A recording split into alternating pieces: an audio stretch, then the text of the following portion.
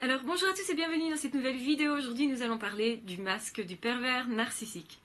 Alors, c'est-à-dire que le pervers narcissique, c'est quelqu'un qui est vide, c'est quelqu'un qui est caché derrière une façade. Et cette façade-là, évidemment, nous attire. Mais évidemment, si le pervers narcissique n'utilisait pas de masque, nous ne serions pas attirés. Pourquoi? Parce que le pervers narcissique ou la perverse narcissique, c'est quelqu'un qui est vide, c'est quelqu'un qui est creux, c'est quelqu'un qui n'a pas de personnalité et qui va se décalquer sur quelqu'un d'autre. Donc c'est-à-dire que pour donner l'impression qu'il y a une existence, qu'il y a quelqu'un derrière, cette personne va copier quelqu'un d'autre. Donc en tant que tel, ces personnes-là ne savent pas ce qu'ils aiment, ce qu'ils n'aiment pas. Et en fait, ils vont se positionner par rapport à quelqu'un d'autre de façon à avoir un certain pouvoir sur l'autre.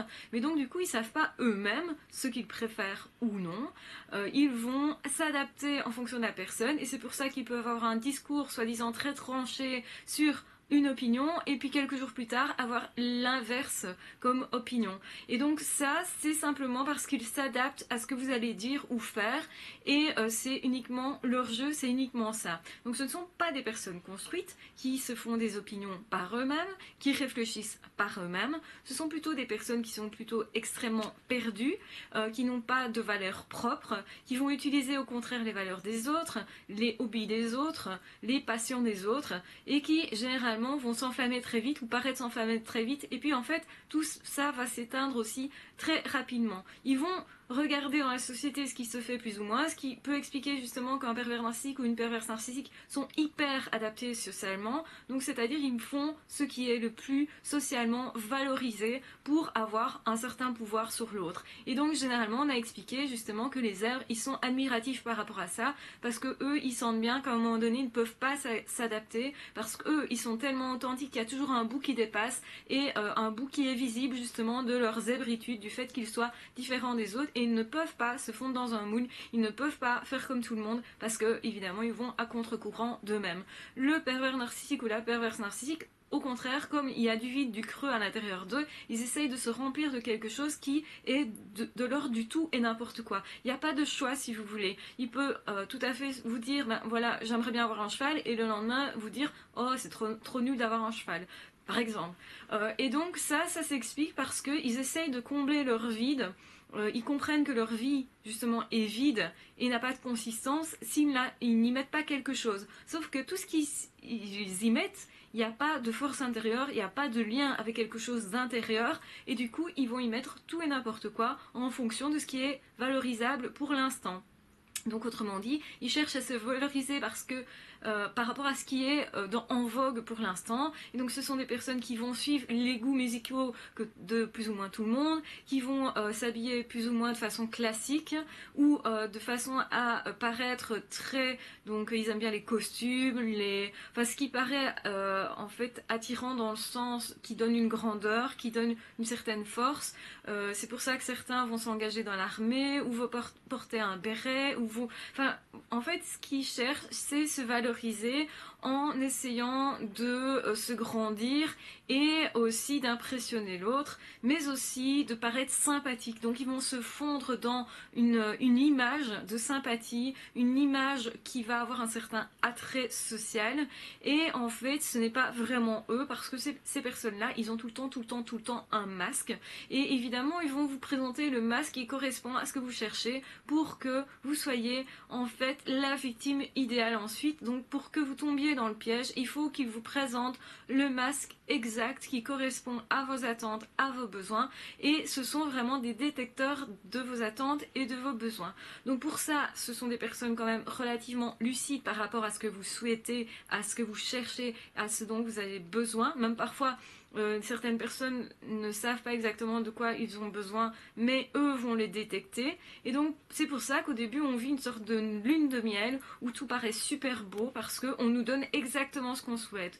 Et donc là on se dit c'est trop beau pour être vrai quelque part, et effectivement dans ce cas-ci c'est trop beau pour être vrai, et en même temps il y a une petite voix aussi qui nous dit forcément mais attends, tu vas pas refuser un cadeau si beau, il y a quand même quelque chose de l'ordre de l'espoir, quelque chose de l'ordre de je cherche quelque chose de grandiose, hein, peut-être quelque chose de presque parfait, et cette personne m'apporte effectivement quelque chose qui est parfait en apparence, Et du coup, on est très attiré par ça parce que ça correspond en tout point à ce qu'on est, à ce qu'on veut, à ce qu'on cherchait, parfois depuis longtemps. Et du coup, le ou la perverse narcissique vont tout faire pour attirer la personne avec ce qu'il est vraiment. Pourquoi? Parce que, évidemment, plus on tombe juste dans ce que vous êtes, plus forcément vous allez être tenté. Et plus vous allez vous dire pourquoi pas. Mais en même temps, il y a une petite voix intérieure qui vous dit n'y va pas, il y a quelque chose de louche, il y a quelque chose de pas clair, parce qu'il y a des incohérences comportementales dans ce qu'on vous présente. C'est-à-dire que le pervers narcissique est quelqu'un de vide et de creux, et ça vous allez ressentir. Vous allez ressentir que c'est pas authentique. Mais en même temps, vous avez envie d'y croire. Donc il y a ces doubles choses qui jouent au début de la relation, et souvent on se dit, quand on est amoureux, on a tendance effectivement à être un petit peu plus aveugle, un petit peu plus porté par ses sentiments, et on va écouter ses sentiments en fait. Et on a généralement des sentiments très intenses par rapport au pervers narcissique, et c'est ça qui fait qu'on va dans cette relation, malgré la petite voix qui dit n'y va pas, il y a quelque chose de louche, et on se dit mais c'est mes peurs qui parlent, et donc du coup on a tendance à se dire qu'il faut pas éviter cette expérience-là, parce que ce sont certainement des peurs, des anxiétés, etc.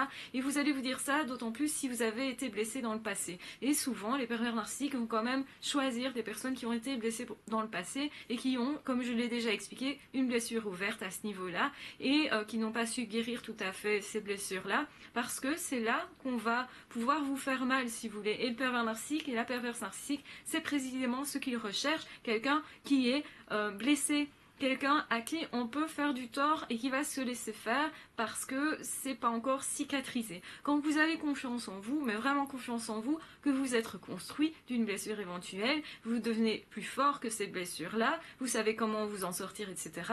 Eh bien, le pervers narcissique ou la perverse narcissique a moins d'emprise sur vous. Ça veut dire que il y aura peut-être potentiellement une emprise, mais elle sera moins longue et vous allez tout de suite plus facilement détecter le pervers narcissique ou la perverse narcissique, plus facilement vous défendre, moins vous laisser faire, plus vous remettre en accord avec vous-même, vous serez moins dupe, vous allez plus écouter peut-être cette petite voix intérieure qui est l'intuition, et on a du mal à faire confiance à cette intuition parce qu'elle ne paraît pas toujours logique. On a l'information et on ne sait pas pourquoi. Et tant qu'on ne sait pas l'expliquer raisonnablement, alors que l'intuition ne fonctionne pas comme ça, elle n'est pas en accord, on ne sait pas mettre des mots sur l'intuition. L'intuition, si vous voulez, c'est une sorte de connaissance où vous avez analysé plein d'infos et puis vous n'avez gardé que la conclusion.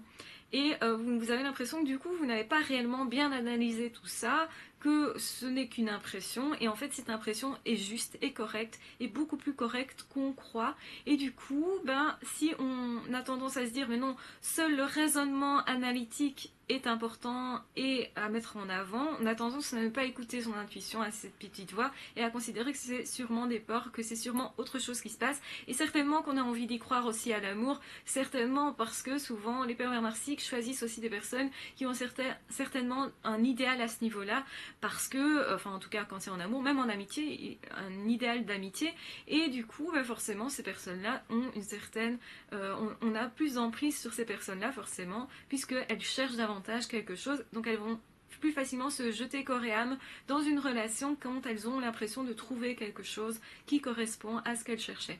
Et donc c'est comme ça que le pervers narcissique ou la perverse narcissique va aller attiser l'autre, va aller le chercher, va aller l'attraper, l'entourer et puis finalement l'ensorceler ou l'encercler presque, hein, parce qu'on a l'impression vraiment que cette personne rentre dans nos pensées, va jusqu'à saboter la vie, mais vraiment dans son entièreté, et ça paraît vraiment difficile de croire que c'est une personne juste qui passe, qui a fait ça, qui a fait autant de dégâts. Ça paraît vraiment difficile à comprendre et à croire, et c'est pour ça qu'on n'a pas tendance à se défendre.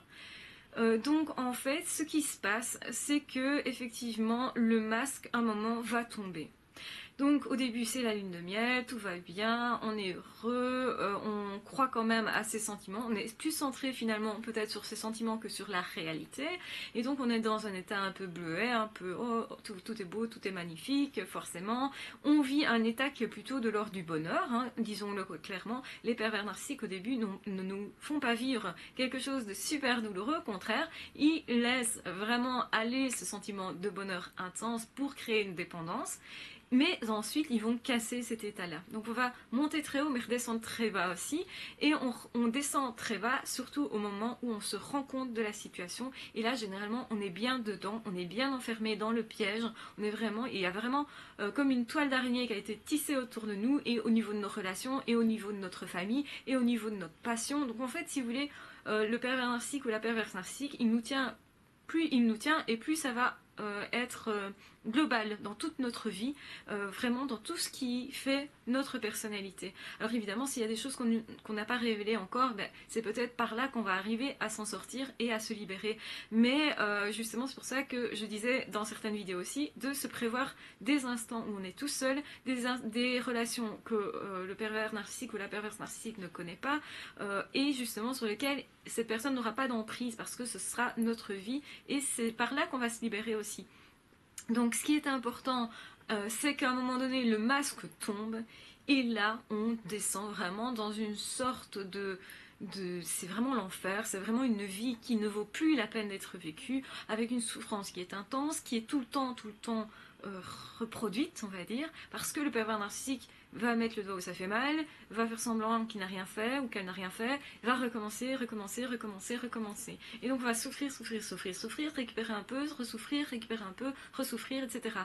Et en fait, on ne nous achève jamais. C'est un petit peu paradoxal, mais le pervers narcissique fait tout aussi pour nous faire durer dans la durée, justement nous maintenir sur le long terme, parce que cette personne veut se nourrir de cette souffrance-là, vraiment sur le long terme aussi. Et du coup, c'est par épuisement, si vous voulez, par habitude, que le pervers narcissique ou la perverse narcissique va œuvrer.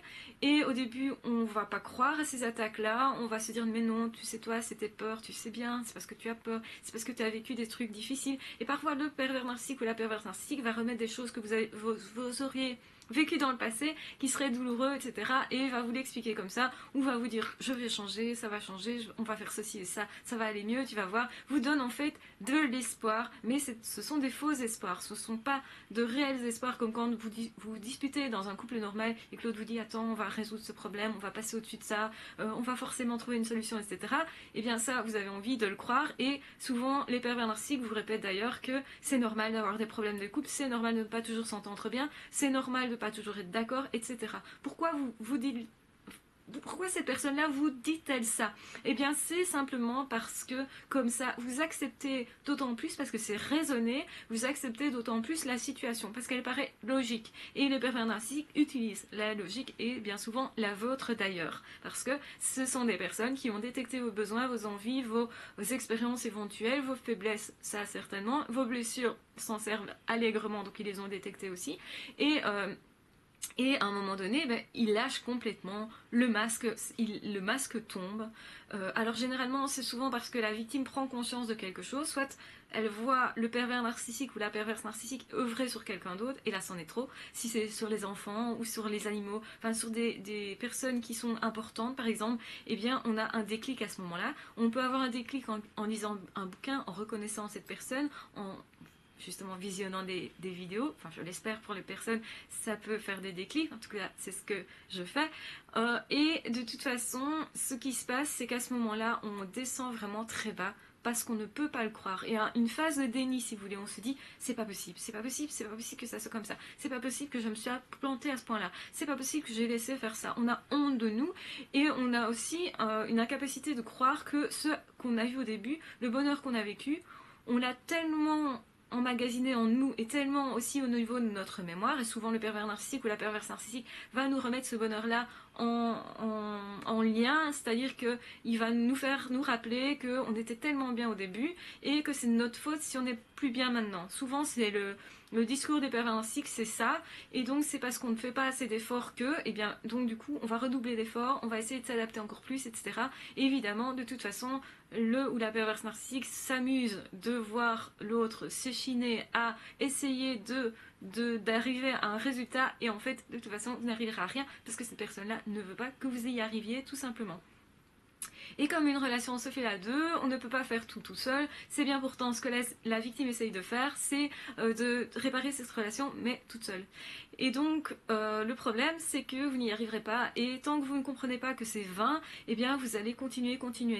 Donc, c'est pour ça aussi que le pervers narcissique ou la perverse narcissique essaye de garder l'espoir vivant, de garder ces souvenirs de bonheur du début, qui ont quand même été réels au niveau de vos sentiments à vous. Cependant, il n'y a pas eu réellement d'amour, parce qu'il y a l'amour, c'est du partage dans une relation. Sauf que là, vous avez vécu le truc tout seul, et quelque part, ce sont vos rêves qui vous ont révélé à vous, simplement, et vous êtes tombé amoureux de vos rêves, mais rien d'autre. Vous n'êtes pas tombé en réalité amoureux de ce pervers narcissique parce que ce n'était qu'une façade et que derrière vous n'avez pas vu que c'était creux et vide et même particulièrement haineux. Et on ne peut pas réaliser qu'évidemment quelqu'un se mette en couple avec nous en nous détestant le plus possible et en ayant que comme objectif nous faire souffrir et se nourrir de ça.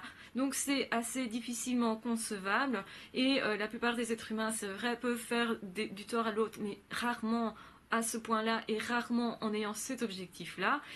Et donc du coup, forcément, on croit que c'est un amour normal, que c'est un couple normal et qu'on a juste des difficultés de couple classique, ce qui n'est pas du tout le cas. Souvent on se fourvoie pendant longtemps et on n'arrive pas à admettre qu'on s'est trompé. Parce que ça veut dire quoi? Ça veut dire que du coup notre image de nous en prend encore un sacré coup et il n'est déjà pas terrible. Généralement l'image de nous est déjà dégradée, notre ego est déjà attaqué de tous côtés et on a du mal du coup à se reconstruire. On essaye de se reconstruire et on sent que c'est négatif pour nous de se dire qu'on a été manipulé, qu'on a été contrôlé. Mais à un moment donné, forcément, toutes les pièces vont s'emboîter. Donc comme un puzzle, eh bien, on a une pièce, une autre, et puis à un moment donné, ça s'emboîte tellement qu'on se dit c'est pas possible que ça soit autre chose que de la perversion narcissique. On n'arrive pas à y croire, mais on se dit ok, mais c'est trop ressemblant. Et bien souvent, pendant longtemps encore, même quand on a pris conscience, on se dit mais non, est-ce que c'est sûr que c'est ça? Mais non, est-ce que c'est pas plutôt autre chose? En fait, on voudrait tellement que ça soit autre chose, parce que c'est tellement difficile à accepter qu'effectivement, quand le masque tombe, ça fait très très mal. Ça fait mal parce qu'on s'est trompé et qu'on s'est laissé avoir dans un jeu. Ça fait mal aussi parce que nos sentiments ont été bafoués. Ça fait mal aussi parce que notre rêve souffre du coup. Et on a peur de ne pas pouvoir reprendre notre rêve là où on l'a laissé pour éventuellement réussir ce qui nous tient particulièrement à cœur, à savoir réaliser un couple, avoir éventuellement des enfants, avoir de bons amis, ou avoir un job super. Tout ça, ça fait vraiment la vie. Et donc du coup, c'est forcément là-dedans que les pervers narcissiques vont exceller, c'est-à-dire détruire ce qui est le plus important pour vous. Si c'est votre job et qu'il y en a un dans votre job, forcément on va vous attaquer parce qu'ils sentent que c'est important pour vous. La personne qui s'en fout de son job ne sera pas attaquée par le pervers narcissique parce que le pervers narcissique, il veut avoir du pouvoir. Donc il faut que ça vous tienne à cœur si vous voulez pour qu'il puisse vous attaquer. Donc du coup, forcément que vous allez être attaqué justement dans ce que vous avez de plus intime et ce qui vous tient à cœur. Et c'est ça ce qu'on ne veut pas lâcher. On ne veut pas lâcher cette image du mais non, je suis sûre c'est pas ça parce que moi mon rêve j'y tiens. Et forcément vous allez vous y accrocher à ce rêve-là. Mais malgré tout, le masque tombe et la façade tombe. Et du coup, on se demande, mais qui est vraiment cette personne? On a l'impression d'avoir en face de nous quelqu'un qu'on ne connaît pas, et c'est pas une impression. Et alors on cherche à savoir qui est cette personne. En fait, la réponse, c'est cette personne n'est personne. Et c'est principalement pour ça que cette personne vous détruit.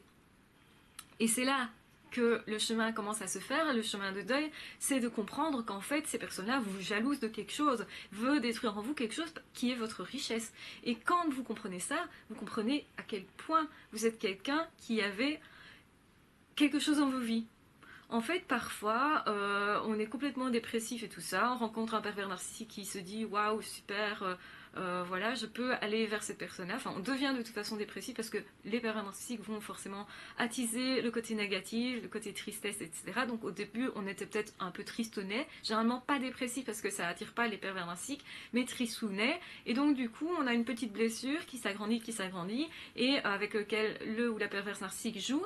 Mais ensuite, qu'est-ce qui va se passer? Eh bien, en fait, le pervers narcissique peut potentiellement guérir cette blessure-là. À partir du moment où on a une blessure égotique, justement, et qu'on se rend compte qu'en fait, cette personne-là est venue vers nous parce qu'on a une richesse intérieure, et qu'on prend conscience de cette richesse intérieure, de ce que l'autre nous jalouse, eh bien, on commence à se dire mais finalement, je suis pas si mal que ça. Et finalement, j'ai cette qualité-là, et finalement, je sais faire ceci ou là. Et finalement, en fait, on devient mieux avec soi-même. Donc, paradoxalement, quand on guérit du pervers narcissique, le pervers narcissique nous a apporté quelque chose que l'on sait en fait apporter à soi-même, mais le pervers narcissique ou la perverse narcissique a mis en lumière quelque chose qu'il voulait détruire, qui est principalement notre valeur. Et donc là, on a, si vous voulez, du coup, un cadeau à l'intérieur de cette expérience qui était difficile, douloureuse et par laquelle évidemment on n'avait pas envie de passer si c'était à refaire, mais à un moment donné on arrive tellement à faire le deuil qu'on a récupéré un cadeau qui est grandiose, qui est de savoir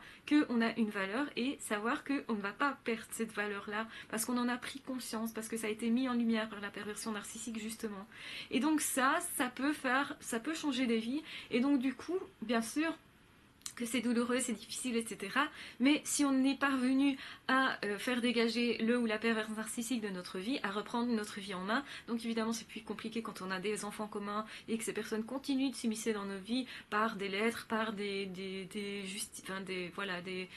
en allant faire des procédures judiciaires, etc. Enfin bon, soit vous comprenez très bien le système. Si vous arrivez à vous dégager de ces personnes-là et à ne plus vivre en contact avec ces personnes-là, eh bien forcément vous allez vous reconstruire, mais vous reconstruire tellement mieux. En fait, vous allez avoir un niveau de bonheur normalement qui sera plus important que ce que vous aviez avant de connaître cette personne qui était donc qui vous a fait toutes ces crasses, qui était vraiment une mauvaise personne dans votre vie. Et en fait, finalement, vous allez en tirer quelque chose qui est de vous connaître, de connaître votre richesse, de connaître, donc je parle de richesse intérieure, de connaître aussi votre situation, de connaître vos capacités, et c'est précisément tout ce que le ou la perverse narcissique ont attaqué, qu'ils jalousent et qui vous envient, et ce sont là vos richesses, et votre bonheur se situe là aussi. Donc soyez bien heureux, profitez de tout ce qui a été critiqué en chérissant ces caractéristiques-là, en voyant tout ça comme étant de bonnes choses finalement. Si on vous dit trop mince, c'est pas peut-être justement que vous êtes svelte et que cette personne vous jalouse parce que vous avez un corps en fait qui est mince. Si la personne vous disait moche, mais peut-être que justement ce que cette personne vous envie, c'est le fait que cette personne vous trouve belle et vous envie ça.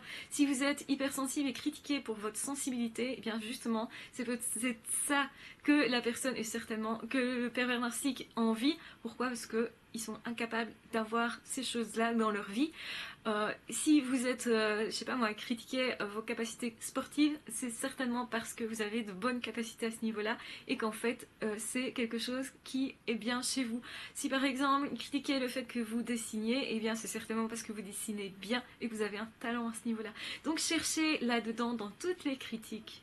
Faites-en vraiment quelque chose. Chérissez vraiment les critiques du pervers narcissique ou de la perverse narcissique parce que c'est vraiment vous et parce que c'est vraiment quelque chose que vous avez à développer. Certainement un talent, certainement une qualité, certainement quelque chose qui fait que vous êtes vous vraiment. Donc ne soyez plus apeurés quand vous avez cette petite voix qui vous critique. Répondez-lui, oui mais ça, moi j'aime. Et ça, quand vous aurez fait ça, à ce moment-là, vous allez vraiment terminer... J'arrive pas à parler aujourd'hui. Vous allez vraiment terminer votre deuil.